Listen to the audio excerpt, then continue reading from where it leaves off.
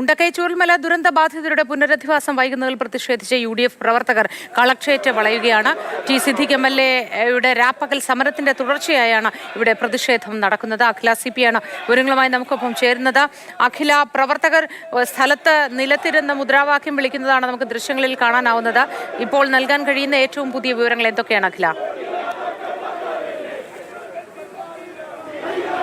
അതായത് ഇപ്പോൾ T Siddique MLA ഉൾപ്പെടെയുള്ളവർ നമ്മളോട് സംസാരിച്ചിരുന്നു. അതായത് UDF നേതാക്കൾ നേതൃത്വം നൽകുന്ന ഈ സമരത്തിൽ നേതാക്കൾ മാത്രമല്ല ദുരന്ത ബാധിതരായിട്ടുള്ള ജനങ്ങൾ കൂടെ പങ്കെടുക്കുന്നുണ്ട് എന്നുള്ളതാണ് മറ്റൊരു പ്രധാനപ്പെട്ട കാര്യം. അതിലൂടെ അതായത് ഈ സമരത്തെ അടിച്ചമർത്തുന്നതിലൂടെ സർക്കാർ ദുരിത ബാധിതരെ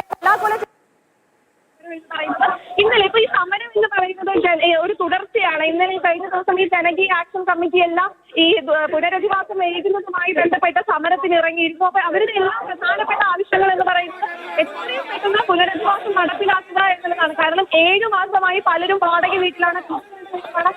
പലർക്കും ഈ പറയുന്നത് പോലെ ഈ ദിവസം സർക്കാർ ഏർപ്പെടുത്തിയതൊന്നും ഒക്ടോബർ വരെ മാത്രമേ കിട്ടിയിരുന്നുള്ളൂ. അതിനുശേഷം അതൊന്നും ലഭിച്ചിരുന്നില്ല എന്നുള്ളതാണ് ഏറ്റവും പ്രധാനപ്പെട്ട കാര്യം. അതുകൊണ്ട് തന്നെ ഇവരെല്ലാവരും ഉന്നയിക്കുന്ന ഏറ്റവും പ്രധാന കാര്യം എന്ന് പറയുന്നത് പുനരധിവാസം ഏറ്റവും പെട്ടെന്ന് നടപ്പിലാക്കുക. മന്ത്രിസഭാ തീരുമാനമെല്ലാം ഉണ്ടായിരുന്നു. എൽസൺ എസ്റ്റേറ്റിൽ ഈ പറയുന്നത് പോലെ ടൗൺഷിപ്പ് ഒതുങ്ങും എന്നുള്ള കാര്യങ്ങളെല്ലാം ഇന്നലെ മന്ത്രിസഭാ യോഗ തീരുമാനങ്ങളിൽ പറഞ്ഞിരുന്നു. പക്ഷേ ഈ ദുരിതബാധിതരുടെ ആവശ്യം എന്ന് പറയുന്നത് 2 ടൗൺഷിപ്പുകൾ പ്രധാനമായും നടപ്പിലാക്കണം എന്നുള്ളതാണ് അവരുടെ ഏറ്റവും പ്രധാനപ്പെട്ട ആവശ്യം.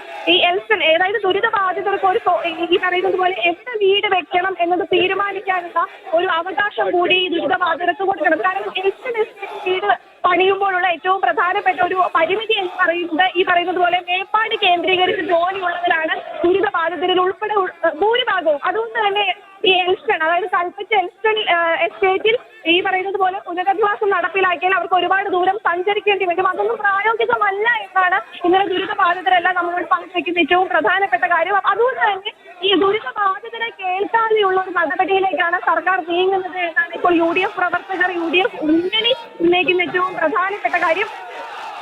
അതിന്റെ തുടർച്ചയെന്നോണമാണ് ഇപ്പോൾ സമരം നടക്കുന്നത്. നമുക്ക് ദൃശ്യങ്ങളിൽ കാണാം. പല ഉദ്യോഗസ്ഥരും കളക്ട്രേറ്റിനുള്ളിലേക്ക് കയറാനാകാതെ വഴിയരികിൽ നിൽക്കുന്ന ഒരവസ്ഥയാണുള്ളത്. ഈ ഉദ്യോഗസ്ഥരെ കളക്ട്രേറ്റിനുള്ളിലേക്ക് കയറ്റി വിടില്ല എന്നൊരു ഉറച്ച തീരുമാനത്തിൽ തന്നെയാണ് UDF പ്രവർത്തകർ എന്നതാണ് ഏറ്റവും പ്രധാനപ്പെട്ട കാര്യം. 1 or 2 ഉദ്യോഗസ്ഥർ ഈ സമരക്കാരുടെ കണ്ണ് വെട്ടിച്ച് കയറിയപ്പോൾ അവരെ തടയാൻ വേണ്ടി ഗേറ്റ് തുറന്ന് അല്ലെങ്കിൽ മതിൽ ചാടിക്കടന്നാണ് UDF പ്രവർത്തകർ അവർക്ക് നേരെ അവരെ തിരിച്ചിറക്കണമെന്നൊരു നടപടിയുമായി പോയത്. അതുകൊണ്ട് തന്നെ പോലീസും അവരുടെ പിന്നാലെ പോവുകയായിരുന്നു. നേരിയ സംഘർഷമുണ്ടായി. കടക്കുകയാണ്. പുനരധിവാസം വേഗത്തിലാക്കണം, കാര്യക്ഷമമാക്കണം തുടങ്ങിയ കാര്യങ്ങൾ ഉന്നയിച്ച് ടി സിദ്ദിഖ് MLA-യുടെ നേതൃത്വത്തിൽ നടക്കുന്ന രാപ്പകൽ സമരത്തിന്റെ ഭാഗമായാണ് ഇന്ന് വയനാട് കളക്ട്രേറ്റ് വളയിൽ നടക്കുന്നത്. അതുമായി ബന്ധപ്പെട്ടാണ് ഇരു കവാടങ്ങളിലും UDF പ്രവർത്തകർ മുദ്രാവാക്യങ്ങളുമായി ചേർന്നിട്ടുള്ളത്. പ്രവർത്തകരെ എല്ലാം ഈ സ്ഥലത്ത് വിന്യസിച്ചുകൊണ്ട് UDF-ന്റെ സമരം ശക്തമാക്കുകയാണ് ചെയ്യുന്നത്. ഉദ്യോഗസ്ഥരെ ആരെയും കളക്ട്രേറ്റിനുള്ളിലേക്ക് കടത്തി വിടില്ല എന്ന് തന്നെയുള്ള ഉറച്ച തീരുമാനത്തിലാണ് പ്രവർത്തകരുള്ളത്.